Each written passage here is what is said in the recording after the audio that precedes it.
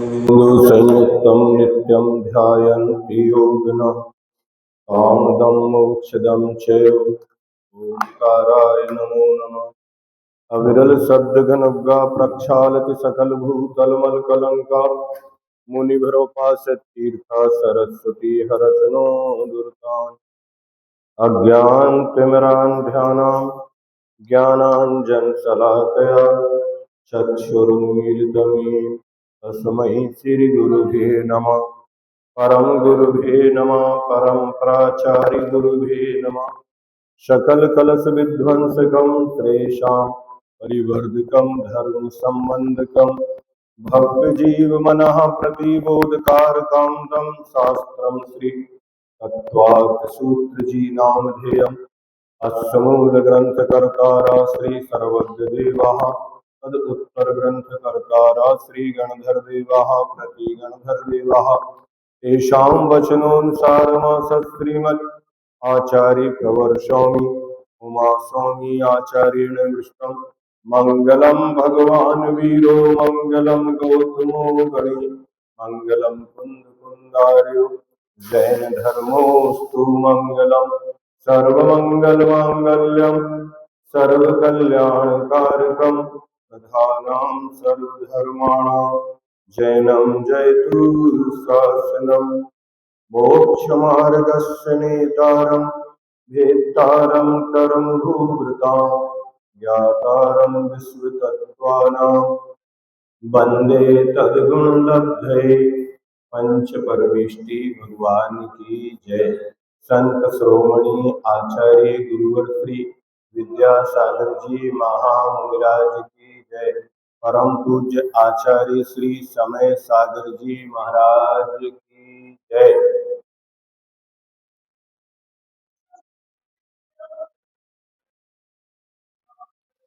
तत्वार सूत्र सप्तम अध्याय प्रश्न नंबर 282 सूत्र नंबर 23।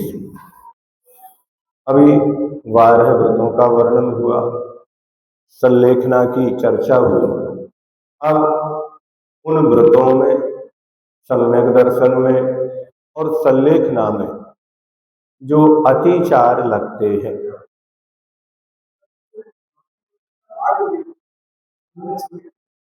हाँ, समाधि मरण की कल अपन ने चर्चा की। संलेखना माने समाधि मरण, दोनों एक ही बात है। संलेखना कहो या समाधि मरण कहो, ये दोनों एक ही बात है। ठीक है, तो ये अब क्रमशः पुनः सम्यक दर्शन से लेकर और संलेखना तक कोई उन व्रतों में जो अतिचार लगते हैं, अतिचार मतलब होता है व्रत में एक देश भंग होना या दोष लगना, है ना। तो उनकी भी चर्चा यहाँ पर की जा रही है। जैसे अपन वस्त्र पहनते हैं, वस्त्र साफ सुथरे हैं, वो निरतिचार कहलाएंगे, लेकिन उन पर कोई कीचड़ का धब्बा उचट के लग गया तो अपन अपने वस्त्रों को जब भी कहीं जाते हैं, उठते हैं, बैठते हैं, तो सावधानी रखते हैं कि हम जहाँ बैठ रहे हैं वहाँ धूली तो नहीं लगी, कोई गंदगी तो नहीं है, उससे अपनी जैसे सुरक्षा करते हैं, वैसे ही हमारे सम्यक दर्शन में, 12 व्रतों में और संलेखना में हमारी किसी मन से, वचन से, काय से, क्रिया से, आचरण से कोई दोष ना लगे, उसकी सावधानी यहाँ पर रखी जाती है। उसका नाम है अतिचार। एक अतिक्रम, व्यतिक्रम, अतिचार और अनाचार, ये चार आते हैं। अतिक्रम मन की विशुद्धि कम होना, ये अतिक्रम कहलाता है। फिर साथ में मन के साथ वचन काय की भी विशुद्धि कम होते जाना, ये व्यतिक्रम है। फिर जिसके प्रति हम आकर्षित हुए हैं उसकी ओर हमारे कदम बढ़ जाना, वो व्यतिक्रम है। अथवा एक देश व्रत का भंग हो जाना, वो अतिचार है। वो व्रत पूरी तरह ही भंग हो जाए तो वो अनाचार है। ठीक है ना। जैसे धूली है, उस धूली की ओर हम गए और धूली हमारे शरीर में एक बार चिपक गई, ये तो अतिचार हुआ। लेकिन अब बार बार, अब क्या है, अपन कहते कोई बात नहीं है, अब एक बार गंदा हुआ तो पूरा ही गंदा कर लो, तो तो फिर आप निशंक होकर उस पाप में प्रवृत्त हो जाते हैं। किसी कर्म के उदय से, द्रव्य क्षेत्र काल भाव के निमित्त से, पराधीनता से कभी कोई दोष लगा, नहीं समझे। रात्रि भोजन का त्याग था, लेकिन रात्रि भोजन त्याग में ये भी नियम है कि 48 मिनट पहले ही अपन भोजन कर लेंगे। अब दिन तो अस्त हो रहा था, लेकिन 48 मिनट का उल्लंघन हो गया, नहीं समझे ना। तो आज 48 मिनट का उल्लंघन किया था, कल पूरे रात्रि में ही करने लग जाए तो ये क्या हो जाएगा, ये अनाचार हो जाएगा, है ना। अतिचार व्रत को एक देश ही भंग करता है, लेकिन अनाचार सर्वदेश को भंग कर देता है। अथवा जिनके पास कोई व्रत नहीं है तो वो भी अनाचार की कोटि में ही आते हैं। जैसे हमारे शरीर में एक उंगली नहीं होना, तो ये अंग नहीं है, ये क्या हुआ, उपांग हुआ। एक उंगली नहीं है लेकिन हाथ तो पूरा है। लेकिन अब कोई ये कहे कि एक उंगली नहीं है तो हाथ को ही अलग कर दे, नहीं, उस उंगली के बिना भी जीवन चल सकता है। दूसरा, वर्तमान काल में चाहे सम्यक दर्शन हो, चाहे वारय व्रत हो और चाहे सल्लेखना हो, इनकी जब हम चर्चा करते तो उत्कृष्ट ही की जाती है। जब भी कोई विधान बनाते हैं तो उत्कृष्ट बनाते हैं, लेकिन जब उसको पालन करने जाते हैं तो उसमें कहीं ना कहीं कोई कमी आती है। हम कितना भी अच्छा सोच के जाएं, लेकिन परीक्षा हाल में जब बैठेंगे तो क्या हम पूरा जैसा सोच कर गए थे वैसा ही लिख पाएंगे कि कुछ कम लिखेंगे। कुछ ना कुछ कमी रहेगी, समय के कारण, हमारी लिखने की गति के कारण, अन्य कोई कारण हो सकते हैं। उसी प्रकार हम सोचते सब यही है, हम व्रतों को पूरा निरतिचार अच्छे से पालन करेंगे, लेकिन हमारी परिस्थितियां हैं शारीरिक, मानसिक, वाचनिक, द्रव्य, क्षेत्र, काल, भाव, उन सबके कारण उसमें कहीं ना कहीं कमी रहती है। आप कितनी भी अच्छी पूजन विधान करो, अंत में आप क्या करते हैं विसर्जन पाठ में, बिन जाने बा, हमने सब अच्छा किया था लेकिन फिर भी क्या कहना पड़ेगा, बिन जाने अथवा जान के रही टूट जो को, तुम प्रसाद तय परम गुरु सो सब पूर्ण हो। ऐसे ही हमने जो व्रत को, सल्लेखना को, सम्यक दर्शन को बुद्धि पूर्वक अच्छा किया था, लेकिन फिर भी हमारा सहनन अलग अलग है, हमारा क्षयोपशम अलग अलग है, तो उसमें कहीं ना कोई दोष अवश्य लगता है। वस्त्र पहनेंगे तो गंदे होंगे, उन्हें क्या करेंगे, अपन अगले दिन धोके पहनेंगे। ऐसे ही व्रत आदि रहेंगे तो उनमें अतिचार लगेंगे और अपन प्रतिक्रमण करेंगे, प्रायश्चित करेंगे, आलोचना करेंगे। इसीलिए विधि बनाई गई है। तो उसका उपाय क्या है, वस्त्र गंदा हो गया, माँ कहती कोई बात नहीं है, निकाल के हमें दो, हम अभी उसको धोके साफ कर देंगे, कल जैसा नया हो जाएगा। ऐसा माँ कहती है बालक के लिए, और बालक खुश हो जाता है, कोई बात नहीं, गंदा तो हो गया, अब खेलने जाएगा तो गंदा होगा ही होगा। ऐसे ही उन व्रतों को पालते समय, अब यहाँ पर सम्यक दर्शन के अतिचार है। अब सम्यक दर्शन के भी भेद है, एक प्रकार का सम्यक दर्शन नहीं होता, एक औपसमिक सम्यक दर्शन है, छायोपसमिक सम्यक दर्शन और छायक सम्यक दर्शन है। औपसमिक सम्यक दर्शन का काल ही अंतर मुहूर्त है, अब उसमें तो कोई अतिचार उतनी देर में वहां लगते नहीं है, और छायक सम्यक दर्शन में भी अतिचार नहीं लगते हैं, क्योंकि जो सम्यक्त प्रकृति है, चलमल अगाड़ दोष जिससे उत्पन्न होते हैं वो रही नहीं। अब बचा कौन सा, क्षयोपम सम्यक दर्शन रहा, और क्षयोपम सम्यक दर्शन के साथ जो सम्यक प्रकृति है उसके कारण से चलमल और अगाड़ दोष लगते ही लगते हैं। इसलिए क्षयोपम सम्यक दर्शन से अपेक्षा ना रखें कि वो अतिचार नहीं लगाएगा, उसके सम्यक दर्शन में अतिचार लगेंगे, क्योंकि उसके पास जो क्षयोपम सम्यक दर्शन है इसी प्रकार की योग्यता को लेकर है। नहीं समझे ना, वो कितना भी कुछ करे, अगर आप वस्त्र पहन के बाहर निकलेंगे उन वस्त्रों पे धूलि के कण आकर जमेंगे ही जमेंगे। उसी प्रकार इन व्रतों को जब हम व्यवहारिक जीवन में जीते हैं तो उनमें अतिचार आदि लगते हैं, लेकिन उन अतिचारों का हमें ज्ञान नहीं होगा तो क्या होगा? हाँ, कोई एक धब्बा लग जाना ठीक है, लेकिन उससे रक्षा ही ना करें, इसका अर्थ ये नहीं है कि हम कीचड़ में ही लौटते रहें। नहीं, वो अच्छा नहीं माना जाता।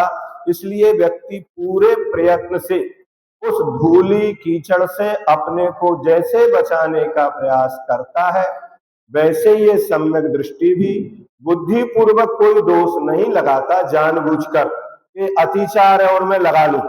नहीं, जानबूझकर तो कोई लगाते नहीं है। जब दाग लग जाता है तो अरे ये दाग हमें कहाँ लग गया? अरे हम पीछे दीवार से टिक गए थे, या वहां कोई शटर के पास ग्रीस लगा हुआ था, हम नहीं देख पाए। ये तो नहीं है ग्रीस लगा है और आप जाके उसमें हाथ पैर छपाएंगे, ऐसा तो वो अनाचार की कोटि में आएगा क्या? लेकिन अतिचार के भय से हम काम ही ना करें, घर में ही बैठे रहें क्योंकि हमारे वस्त्र खराब हो जाएंगे, तो ऐसे भी काम नहीं चलता है। और ऐसा भी नहीं है कि हम व्रत ही ना लें। कुछ लोग अतिचार लगेंगे इस भय से व्रत नहीं लेते हैं, तो कुछ लोग वस्त्र गंदे हो जाएंगे इसलिए हम कपड़े ही ना पहने। ये तो संभव नहीं है, पेटी में रखने के लिए थोड़ी खरीदे हमने, वस्त्र खरीदे हैं तो हम पहनेंगे भी, गंदे भी होंगे, फटेंगे भी, घिसेंगे भी, सब होगा। ऐसे ही जब हम कोई व्यवहारिक जीवन में कार्य करेंगे तो बहुत सारी परिस्थितियां हमारे सामने आएंगी और उनका आगम्य समाधान भी दिया हुआ है। छह ढालाकार ने तो अंत में कह ही दिया, तो 12 व्रत के अतिचार पन न लगावे, और यदि लग भी जाए तो मरण समय संन्यास धार। जब मरण का समय आए तो संन्यास को धारण करके उन अतिचारों के दोषों को भी समाप्त किया जा सकता है। इसीलिए संलेखना मुख्य है। इसलिए संलेखनाओं के बाद ही अतिचारों की चर्चा कर रहे हैं कि जो अतिचार है, इन अतिचारों की शुद्धि संलेखना के द्वारा भी हो जाती है। कहा जाता है अंत भला तो सब भला। भले ही जीवन भर वो किसी भी प्रकार से जिया हो, लेकिन अंतिम समय यदि उसने अपने परिणामों को सुधार लिया तो उसकी सदगति अवश्य होती है, ऐसा उसमें जानना चाहिए।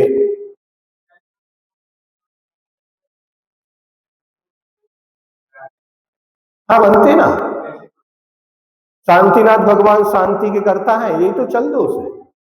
हाँ, ऐसा अपन मानते हैं, अपने ज्ञान में है सब चीज, क्योंकि वो सम्यक्त प्रकृति है। नहीं समझे ना? जैसे वृद्ध पुरुष के हाथ की लाठी होती है, वो कांपती है, उसे पता है कि नहीं कि मेरा हाथ कांप रहा है। तो ऐसे ही अपना जो श्रद्धान है इस प्रकार होता है। नहीं समझे ना? तो छलमल अगाड़ दोष, और ये मिथ्यात नहीं है। क्या होता है, इस प्रकार के इन दोषों का वर्णन करते समय लोग ये व्याख्या कर देते हैं कि शांतिनाथ भगवान को शांति का करता तो मिथ्या दृष्टि मानता है। गलत बात है। नहीं समझे ना? वो संसारी प्राणी है, उसके पास सम्यक्त प्रकृति है और उसका ये लक्षण है, वो मानेगा, ऐसा वो करेगा, लेकिन वो मिथ्या दृष्टि है ऐसा नहीं। सम्यक्त के अतिचार है, सम्यक्त प्रकृति है, ताकि मिथ्यात्व के दोष है भी, वो जन्म नहीं है। उसको उसी प्रकार जितना वर्णन जैसा अतिचार को अतिचार ही माने। क्या कहा, उसे अनाचार की कोटि में ना बिठाएं। हाँ, कहने में ऐसा आता है, जब कोई बेटा कुछ कहना नहीं मानता अपनी माँ का, तो माँ कहती तू हमारा बेटा ही नहीं है। इसका अर्थ वो बेटा नहीं है क्या? वो कह रही है नहीं, हमारा बेटा तो एक ही है, तू हमारा बेटा नहीं है। क्यों नहीं है? क्योंकि तू हमारी बात नहीं मानता है। लेकिन माँ के ऐसा कहने से वो बेटा माँ का बेटा नहीं रहेगा, ऐसा हो जाएगा क्या? नहीं। इसलिए अगर इस छल मल और अगाड़ कोई दोष लगते भी हैं तो मिथ्या दृष्टि हो जाएगा क्या? वो मिथ्या दृष्टि नहीं है, वो सम्यक्त प्रकृति है। और वो सम्यक्त प्रकृति 7वें गुण स्थान तक उसका उदय होता है। कहाँ तक होती है? वो क्षयोपम सम्यक दर्शन के साथ ही होती है। क्या कहा?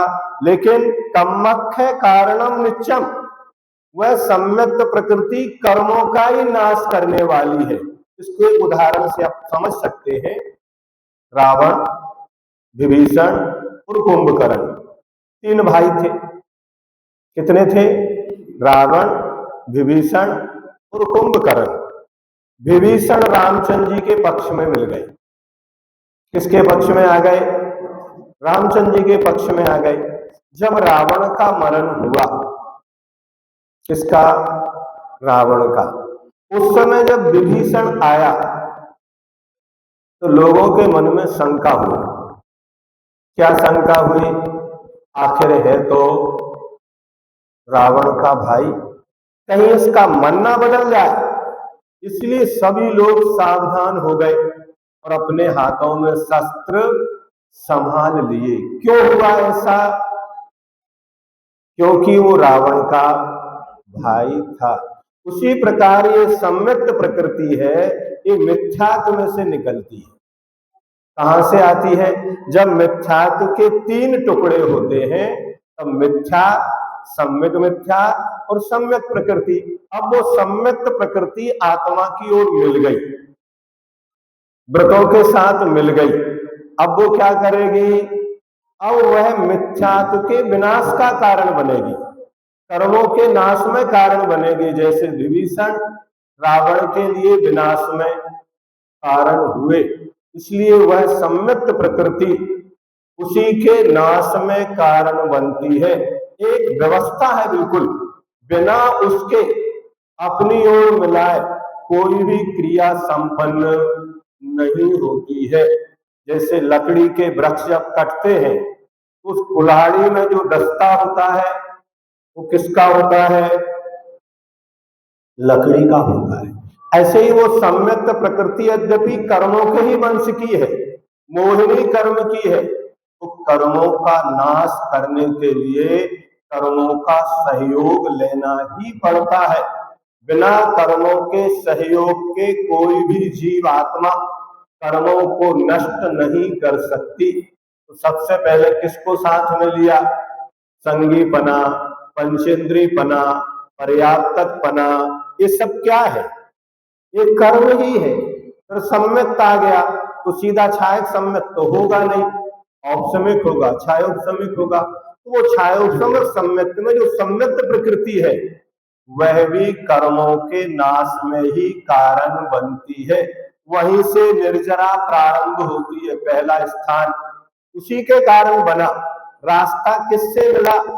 उस सम्यक प्रकृति से, लेकिन उसका स्वभाव है, वो कर्मों के वंश की है, इसलिए थोड़ी बहुत कमी तो उसके अंदर पाई जाती है, लेकिन वो अपने लिए कार्यकारी नहीं है, ऐसा नहीं।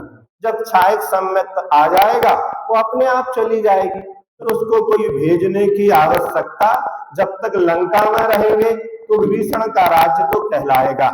कहाँ रह रहे हैं? विभीषण के राज्य में है, लेकिन जब अयोध्या आ जाएंगे तो फिर कोई विभीषण का राज्य है क्या? लेकिन ध्यान रखो, उस पूरी अयोध्या को व्यवस्थित तरीके से उस समय तैयार किसने करवाया था? विद्याधरों को भेजकर। तो आपके लिए छायक सम्यक की भूमिका आदि सारी व्यवस्थाएं कौन बना रहा है? वो सम्यक प्रकृति कम्मख्य कारणम नित्यम, वो हमेशा कर्मों के क्षय में ही कारण बनती है। लेकिन सम्यक्त्वम से, सम्यक के द्वारा देवायु का भी आश्रय, ये आपको मानना पड़ेगा। नहीं समझे? किसके द्वारा हो रहा है? भूमिका कौन बना रहा है? तो वहां का सम्यक्त्वम से, सम्यक के द्वारा भी देवायु का आश्रय होता है। लेकिन सम्यक यदि एक बार हो जाता है तो फिर नरक त्रयंच मनुष्यायु का आश्रय नहीं होता। मनुष्यों के लिए, देवों के लिए मनुष्यायु का आश्रय होता है, लेकिन सम्यक दर्शन के काल में किसी को भी नरक त्रयंचायु का आश्रव बंध नहीं होता है, लेकिन उतना अतिचार तो उसमें लगेंगे। जब भी चर्चा होती है ऊपर की जाती है, चाहे रत्नकरण श्रावकाचार हो, छह ढाला हो, तत्वार सूत्र हो, चर्चाएं ऊपर की गई है, लेकिन जब हम प्रैक्टिकल में व्यवहारिक जीवन में देखेंगे तो कोई ना कोई कमी वहां पर अवश्य पाई जाती है। इसलिए अतिचारों के भय से कोई सम्यक्त का त्याग नहीं करता। सम्यक दर्शन के अतिचार तो स्वीकार है, लेकिन व्रतों में अतिचार लगेंगे इसलिए व्रतों को नहीं लेते, ये धारणा भी नहीं होना। जिस प्रकार सम्यक्त को भी अतिचार सहित स्वीकार किया जाता है, तो व्रतों को भी अतिचार सहित स्वीकार करना ही पड़ता है। इसीलिए उसमें अतिचार लगते। हाँ, कुछ अगर इतिहास की ओर दृष्टि करेंगे, भगवान अजितनाथ से लेकर और भगवान पारसनाथ तक के जीवों ने अपने व्रतों में अतिचार भी नहीं लगाए। क्या नहीं किया? अतिचार नहीं लगाए। लेकिन भगवान आदिनाथ के समय में जो जीव थे वह भोग भूमि से आए थे, बहुत सुखिया थे। जब भी हम सुखों की ओर दृष्टि करेंगे तभी हमारे व्रतों में अतिचार आदि लगेंगे, तभी हमारे मन की विशुद्धि कम होगी। नहीं समझे ना?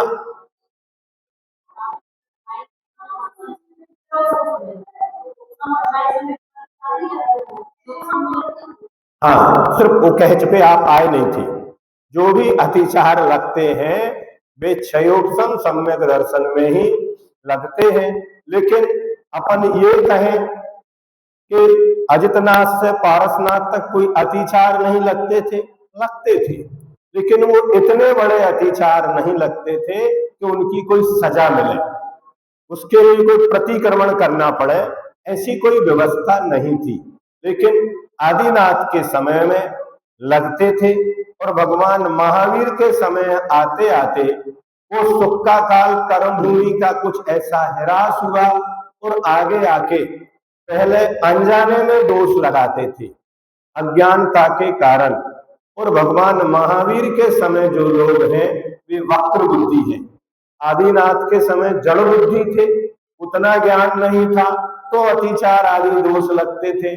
लेकिन महावीर के समय परिणाम इतने वक्र बुद्धि है तो वो जानते हैं फिर भी गलती करते हैं। लेकिन आदिनाथ के समय अनजाने में गलतियां हुआ करती थी, और आदि अजितनाथ से लेकर पारसनाथ तक ना अनजाने में करते थे ना जानबूझकर करते थे। लेकिन महावीर के समय में हम सभी इतने वक्र परिणामों को लेकर हैं कि हमें पता है सत्य क्या है, लेकिन बोलेंगे वही जो हमें बोलना है, करेंगे वही जो हमें करना है, इसलिए वक्र बुद्धि कहलाते हैं। और वहां पर अतिक्रमण, व्यतिक्रमण, अतिचार, अनाचार है तो फिर प्रायश्चित भी है, प्रतिक्रमण भी है और आलोचना भी है, वो करना ही चाहिए। नहीं समझ? कसाय की तीव्रता में कोई कार्य हो जाता है, जब कसाय मंद होती है तो पश्चाताप भी होता है। जैसे माँ क्रोध में बेटे को भले ही चांटा मार देती है, लेकिन चांटा मारने के बाद उसी बेटे को अपने सीने से लगाकर कहती है कि तुमने गलती की इसलिए हमने मारा, आगे ऐसी कोई गलती नहीं करना। और पूछती है कहीं लगी तो नहीं, खुद ही ने जब चांटा मारती है और खुद ही फिर उस घाव को, उस पीठ को सहलाती भी है, करती क्या नहीं करती? ये उस व्रती की अनुकंपा है कि क्रोध के आभास में क्रिया तो हो गई, लेकिन बाद में वह अपनी आत्मा पर ही मलम लगा रहा है। जो प्रतिक्रमण, आलोचना, प्रायश्चित है वो किसको लगा रहा है? दूसरे को नहीं, अपने लिए ही वहां मलम लगाकर उन घावों को सहलाता है। तो बालक भी आंख में आंसू होते हैं और चेहरे पर मुस्कान आ जाती कि नहीं आ जाती? क्योंकि बालक बात ठीक है और कहता आगे गलती नहीं करेंगे। तो ऐसे ही वो व्रती कहता है एक बार गलती हो गई लेकिन हम आगे गलती नहीं करेंगे तो यहाँ पर सिर्फ उन अतिचारों का ज्ञान कराया जा रहा है। अगर ज्ञान ही नहीं होगा तो अपन अतिचारों से बचेंगे कैसे?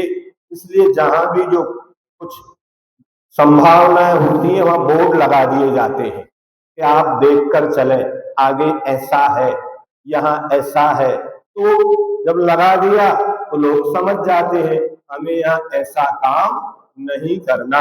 ऐसा होता कि नहीं होता? तो अतिचार वृत्तियों के लिए वही निर्देशन देंगे कि आपके पास व्रत है, सम्यक दर्शन है, तो आप इन अतिचारों से अपने आप को बचाएं। तो यहाँ सम्यक दर्शन के 5 अतिचार है।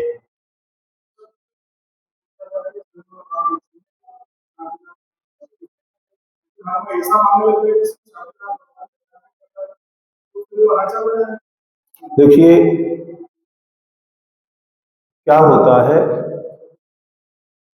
भगवान शांतिनाथ संसार के कर्ता नहीं है, वो वितरागी है, ये एक पक्ष है। लेकिन हम भगवान की भक्ति करते हैं, ये दूसरा पक्ष है। क्या भगवान कुछ न पूज्यार्थस कोई वीतरागे न निंदयानाथ विवांत बैरे तथापि ते पुण्य गुण स्मृतना पुनात चित्तम दुर्तांजलि। हे भगवान, आप पूजन करने से प्रसन्न नहीं होते और निंदा करने से आप नाराज भी नहीं होते, फिर भी आपकी भक्ति करने से हमारे पुण्य की वृद्धि होती है और उस पुण्य की वृद्धि होने से हमें शांति मिलती है। भगवान ने शांति दी, ये कर्तापन जैन दर्शन नहीं मानता, लेकिन बिना भक्ति किए बिना भी नहीं होगा। तो भक्ति कैसे करेगा वो? संपूज्य का नाम, प्रतिपालका नाम, यतीन्द्र सामान तपोधना नाम, देशस्य राष्ट्रस्य पुरस्य राज्ञा करो तो शांति भगवान जिनेन्द्र। ये बोलेंगे कि नहीं बोलेंगे? अगर आप ये मान लेंगे जिनेन्द्र भगवान लोक में शांति नहीं करते तो इस लोक को फिर अलग करना पड़ेगा। सिद्धांत अलग है, भक्ति अलग है। भक्ति हमें वो साधन है कि हमारे संसार का अभाव करती है। क्या करती है? ये भक्ति में जब रहेंगे तब ये सब कहा जाएगा, लेकिन जब परमार्थ में अध्यात्म में बैठेंगे तो फिर कहेंगे ना कोई करता है ना कोई भोगता है। इसलिए अनेक अनेक दृष्टियां हैं, अनेक अनेक नए हैं, उन सबके अनुसार ही हमें अपनी दिनचर्या और श्रद्धान को बनाना पड़ेगा। जब मंदिर में रहोगे तो भक्ति करोगे, लेकिन जब सामायिक में बैठोगे तो। इसलिए आवश्यक अलग अलग किए गए, किस समय क्या करना, कैसे परिणाम करना, उसी के अनुसार तो करेंगे। अगर पहले दिन आपने ये सीख लिया कि कुछ नहीं करना, तो 6 आवश्यक करने की आवश्यकता ही नहीं बचेगी। फिर हम क्यों 6 आवश्यक पालेंगे? फिर क्यों स्वाध्याय करेंगे, क्यों सामायिक करेंगे, क्यों दान देंगे? तो ये सब अपने अपने सेक्शन हैं। जिस जगह आप खड़े हैं उसी प्रकार आप चिंतन करिए। जैसे एक माँ होती है, माँ एक होती है लेकिन उसकी भूमिका अलग अलग होती है। अपने बेटों के लिए वो माँ है, पति के लिए वो पत्नी है, अपने पिता के लिए वो पुत्री है। उसी प्रकार अगर नौकर है तो उसके लिए वो मालकिन है। तो सबके साथ एक जैसा व्यवहार करती है कि अलग अलग करती है? अलग अलग नहीं। ये वो हमारी माँ नहीं है, तो टीचर की स्कूल में देख आए थे, ये हमारी माँ नहीं हो सकती।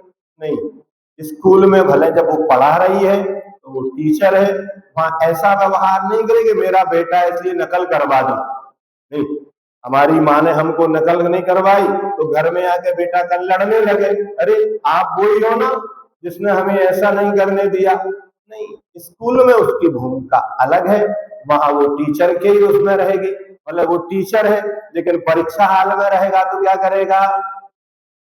अलग उसके व्यवहार भूमिका निभाना पड़ेगी। ऐसे ही हमें विधिवत इन सबका विश्लेषण करके और जो जहां उचित है उसको उसी रूप में पालन करना चाहिए। तो फिर हमारा ना परमार्थ बिगड़ेगा ना व्यवहार बिगड़ेगा। व्यवहार को भी गृहस्थ को संभालना पड़ता है और परमार्थ को भी। जब शुद्धोपयोग में लीन हो जाते हैं अब उनके लिए व्यवहार की चर्चा शून्य हो जाती है, उससे उन्हें कोई मतलब नहीं होता है। लेकिन जब व्यवहार में जीते हैं तो चक्रवर्ती भी क्यों ना हो, शायद सम्यक दृष्टि भी क्यों ना हो, वह भी भगवान की भक्ति पूजन उपवास करके अपने विजय की कामना करता है। क्या करता है? भरत चक्रवर्ती कौन है? शायद सम्यक दृष्टि है, समूह शरण में जाके आया है, अब दिग्विजय को जा रहा है। क्या कर रहा है? उपवास कर रहा है। केला का उपवास किसके लिए कर रहा? वो कोई विधानबंद नहीं है कि नहीं वो तो दिग्विजय के लिए कर रहा, नहीं, उनकी ऐसी विधि है, नियोग है। इसी प्रकार उन्हें वो काम करना पड़ेंगे, तभी वो आगे बढ़ पाएंगे। भले फिर बीच में उनके भाई भी आ गए, नहीं अब वो चक्रवर्ती शायद सम्यक दृष्टि है, कम से कम भाइयों पर तो दिग्विजय ना करे, नहीं, जब तक वो चक्री अंदर नहीं जाएगा। क्या अब एक तरफ घर में बैरागी है और एक भी भाई को नहीं छोड़ रहा है, सबसे खाली करवा रहा है, या तो नमस्कार करो या फिर दीक्षा लो। क्या हो गया? छायक सम्यक दर्शन कहाँ गया उस समय? बोलो। छायक सम्यक दर्शन तो है, श्रद्धान तो है, लेकिन चारित्र नहीं है। जब तक असंयम रहेगा, उस असंयम का भी प्रभाव सम्यक दर्शन के ऊपर पड़ता है। अकेले अनंतानुबंधी नहीं, आगे की जो फसाए हैं उनका प्रभाव शायद सम्यक दृष्टि भी 6 महीने तक किसमें अप्रत्यक्षानावरण कसाय के प्रभाव में जीवन जी सकता है। उन्हें ज्ञान नहीं है क्या मिथ्या दृष्टि है हो गए। अब वर्तमान में कोई ऐसा करने लग जाए तो आप मिथ्या दृष्टि कहोगे, वो तो मिथ्या दृष्टि है, मरे हुए मुर्दे को लेकर घूम रहा है। लेकिन वहां तो नहीं कहा, कह दिया कि वो तो छायक सम्यक दृष्टि थे, उनकी भी क्रिया ऐसी हो सकती होती है, अपनी अपनी कसाय। वो वहां कोई अनंतानुबंधी नहीं है, मिथ्यात नहीं है, लेकिन अप्रत्यक्षानावरण कसाय भी तो क्या करती है? मद धारे तो यही दोष वसु समकित कोमल ठाने, तो कहीं ना कहीं, लेकिन चारित्र उनके पास है ही नहीं है, तो चारित्र में दोष लगेगा नहीं। और सम्यक दर्शन तो छायक है, उसमें भी कोई दोष नहीं लगा, लेकिन बाहर में ऐसा आचरण देखने में तो आएगा कि नहीं आएगा? आएगा। शंका कांक्षा विचिकित्सान दृष्टि प्रशंसा संस्त्वा सम्यक दृष्टि रति चारः।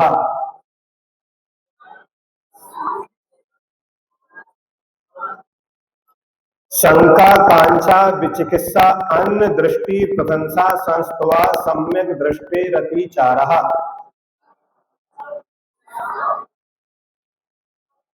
एक बार और बोलो।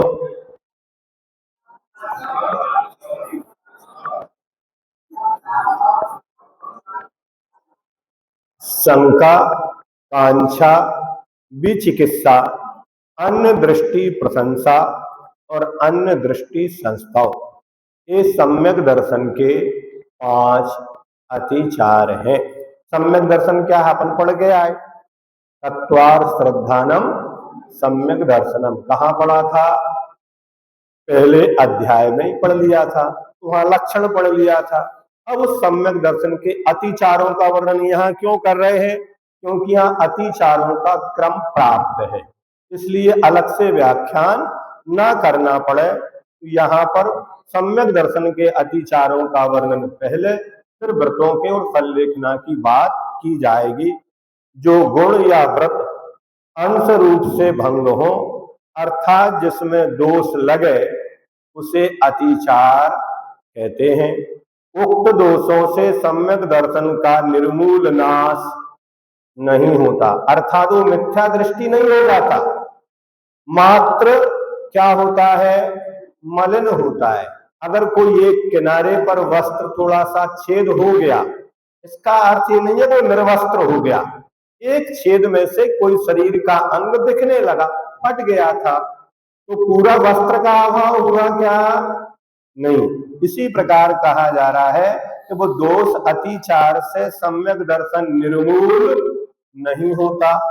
जिस जीव का सम्यक दर्शन निर्दोष हो वह बराबर व्रत पाल सकता है। इसलिए पहले सम्यक दर्शन के अतिचार बताए हैं। औपसमिक सम्यक और छायक सम्यक तो निर्मल होते हैं। क्या कहा? औपसमिक और छायक तो निर्मल होते हैं, इनमें अतिचार नहीं होते। क्षयोपम सम्यक तो चल मल और अगाढ़ दोष सहित सम्यक प्रकृति के उदय के कारण होता है, अर्थात इसमें अतिचार लगते हैं। अब हम विचार करें, क्या वर्तमान काल में कोई छायक सम्यक दृष्टि है? नहीं है। अब छायक सम्यक दृष्टि नहीं है तो क्षयोपम सम्यक दृष्टि है तो है। उपसम सम्यक का काल कितना होता है? अंतर्मुहूर्त। अब क्षयोपम सम्यक दृष्टि होगा तो उसमें चलमल अगाढ़ दोष होंगे या नहीं होंगे? होंगे। होंगे तो अतिचार लगेंगे कि नहीं लगेंगे? लगेंगे। तो वर्तमान में कोई भी सम्यक दृष्टि निरतिचार नहीं है। क्या? लेकिन सम्यक दृष्टि नहीं है ये नहीं कहना। क्या? सम्यक दृष्टि तो है लेकिन कैसे है? अतिचार सहित है। लोग व्यवहार में बोलते नाना मामा से काना मामा अच्छा होता है। मामा ही नहीं है किसी के पास, और एक के पास मामा तो है लेकिन उसकी एक आंख नहीं है। मामा नहीं है क्या? मामा तो है। तो सम्यक दर्शन नहीं है क्या? सम्यक दर्शन तो है लेकिन कैसा है?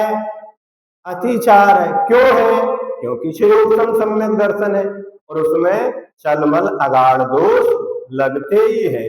उन दोषों के भय से कभी सम्यक का त्याग नहीं किया जाता।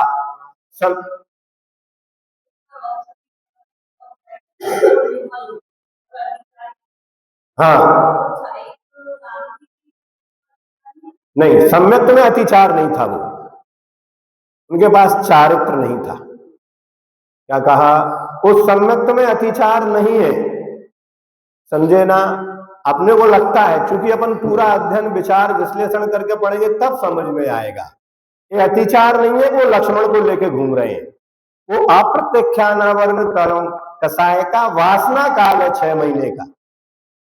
इसका अनंतानुबंधी जन्य दोष नहीं है, वो मिथ्यात्व जन्य दोष नहीं है। वो अप्रत्यक्षानावरण कसाय 6 महीने तक उसका वासना काल है। उसी प्रकार प्रत्यक्षानावरणी कसाय भी 15 दिन तक है। भले वो वृत्ति है, देश वृत्ति है, लेकिन 15 दिन तक नहीं बोलेगा कसाय, बस कोई बात नहीं। क्यों नहीं बोल रहा है? अरे तुम तो वृत्ति हो, सफेद कपड़े पहने हो। हाँ, लेकिन हमारे पास अभी कसाय है, इसलिए पाक्षिक प्रतिक्रमण चतुर्दशी को करेंगे तब क्षमा मांगेंगे। हाँ, उनका वासना काल है, समझना पड़ेगा आपको। इससे आप उनको आवृत्ति नहीं कह सकते, इसको मिथ्या दृष्टि नहीं कह सकते। तुम गाय के वृत्ति हो, कसाय करते हो, बोलते नहीं हो। नहीं करेंगे कसाय, नहीं बोलेंगे, लेकिन कब तक?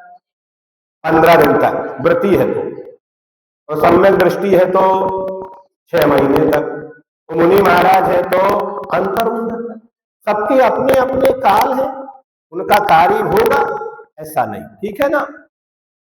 सम्यक दर्शन रूपी वृक्ष की, सम्यक दर्शन धर्म रूपी वृक्ष की जड़ है, मोक्ष महल की पहली सीढ़ी है।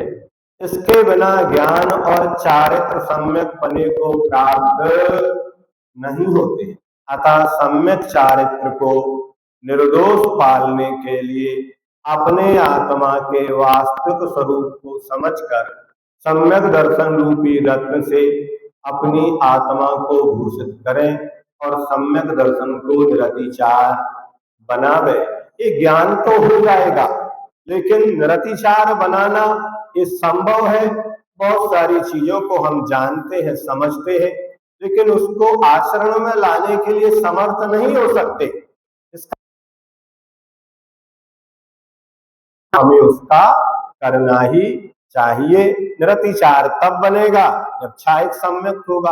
हाँ, लेकिन इसका अर्थ ही नहीं है कि क्षयोपम सम्यक दर्शन है तो जानबूझ के अतिचार लगाता ही रहे। जब उन्हें इन अतिचारों का ज्ञान हो जाएगा तो उसमें भी वो बचने का प्रयास करेगा। शंका, सर्वज्ञ वीतराग अरहंत देव के द्वारा कहे हुए तत्वों के स्वरूप में संदेह करना अथवा अपने आत्मा को ज्ञाता दृष्टा अखंड अविनाशी और पुद्गल से भिन्न जानकर भी भय, इस लोक का भय, परलोक का भय, मरण भय, वेदना भय, अनरक्षा भय, अगुप्ति भय और अकस्मात भय, इन 7 प्रकार के भयों को प्राप्त होना सो शंका नामक अतिचार है। क्या वो भयभीत होता है? भले ही अनंतानुबंधी चली गई, लेकिन जो 9 कसाय हैं वो अन्य कसायों के निमित्त से अपना कार्य करते हैं। तो भय का उदय कहाँ तक होता है? 8वें गुण स्थान तक भय का उदय है। अब अनंतानुबंधी जन्म भय नहीं है, लेकिन अप्रत्यक्षानावरण जन्म भय होगा क्या नहीं होगा? होगा। इतना नहीं, सम्मा दिट्ठी सप्त भय मुक्ता, मतलब उसे भय होता ही नहीं है। हाँ, भय तो नहीं होगा, लेकिन अनंतानुबंधी का जैसा भय होता है वैसा भय सम्यक दृष्टि को नहीं होगा। जैसा सम्यक दृष्टि को भय होता है वैसा देश चारित्र वाले को नहीं होगा। जैसा देश चारित्र वाले को होता है वैसा सकल चारित्र वाले, मतलब भय की भी क्वालिटियां है, भय भी एक जैसे नहीं है। समझे? आशंका अथवा तर्क पूर्वक परीक्षा का जैन सर्वज्ञ दर्शन में पूर्ण स्थान है, परंतु सूक्ष्म पदार्थ जैसे परमाणु आदि, कालांतरित जैसे राम रावण आदि, अथवा अनागत 20 तीर्थंकर और दूरवर्ती क्षेत्रांतरित जैसे मेरु कुलाचल स्वर्ग नरक आदि ऐसे जो तर्क से नहीं जाने जा सकते वे प्रत्यक्ष ज्ञान के विषय हैं, अर्थात अवधि ज्ञान, मनःपरे ज्ञान और केवल ज्ञान के विषय है। ऐसे पदार्थों में संदेह को यहाँ शंका कहा गया है। जो सूक्ष्म है, दूरस्थ है, अंतरित है, उन पदार्थों को अपन नहीं जान सकते तो उनमें शंका होना संभव हो जाती है। लेकिन फिर भी जिसको जिनेंद्र भगवान के वचनों पर विश्वास होता है फिर उसके लिए कोई शंका नहीं होती। जैसे माँ कहती है बेटे से, बेटा तुम हमारे ऊपर विश्वास रखो, जब तक हम हैं तुम्हारा कोई कुछ नहीं बिगाड़ सकता, तो बालक उसकी माँ की बात को मान लेता है। ऐसे ही यहाँ जिनवाणी माँ उस सम्यक दृष्टि को राह दिखाती है कि जब तक हमने जैसा कहा है ऐसा तुम विश्वास रखो। इस प्रकार की शंका से कभी बुद्धिगम सत्य पदार्थों को भी असत्य मानने की संभावना रहती है, इससे बड़ी हानि होती है। अतः ऐसी शंका को त्याज्य कहा है। भगवान के द्वारा कहे हुए शास्त्रों पर पूर्ण रूपेण श्रद्धा न होने के कारण ही यह दोष लगा करता है। कांक्षा, ऐहिक और पारलौकिक संबंधी विषयों की अभिलाषा करना एक कांक्षा अतिचार है।